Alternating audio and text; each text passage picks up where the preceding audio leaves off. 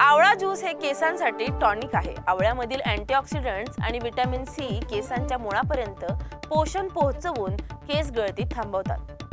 चेहऱ्याला आठवड्यातून 1 ते 2 वेळा स्क्रब करा, ज्याने मृत त्वचा निघून जाईल आणि चमकदार त्वचा मिळेल.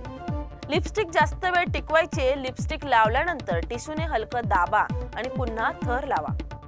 डार्क स्पॉट्ससाठी लिंबाचा रस व हळद फायदेशीर ठरेल. हळदीत थोडं लिंबू मिसळून स्पॉट्सवर लावा.